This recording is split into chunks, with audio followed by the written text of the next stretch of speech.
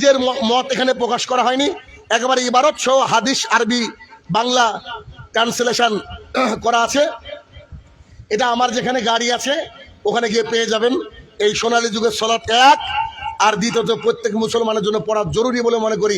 এটা যে বিবাহ একটি ইবাদত, অর্থাৎ বিবাহ, আপনারা এখানে যতজন মানুষ আছেন কেউ মুসলমানের বিয়েতে যাননি, আমি আপনাদেরকে চ্যালেঞ্জ দিলাম, এই বইটা পড়লে বুঝতে পারবেন সব হিন্দু ইহুদি খ্রিস্টানদের রীতিনীতি আমাদের মুসলমানের মধ্যে প্রচলিত রয়েছে। অতএব এটা জানার জন্য এই বইটা পড়তে হবে, আমার গাড়িতে পেয়ে যাবেন। তবে এই দুটো বই আমি নিয়ে গেছি আপনাদেরকে গিফট করার জন্য। গিফট কিভাবে করব আমি এখন আপনাদেরকে প্রশ্ন করব আমার বক্তৃতা থেকে। যারা পারবেন তারা হাত তুলবেন, কিন্তু উত্তর দেওয়া যাবে না। যার হাত আগে মনে হবে তাকে আমি ধরবো। কথা বুঝতে পারলেন? আমি প্রশ্ন করব, হাত তুলবেন, বলা যাবে না।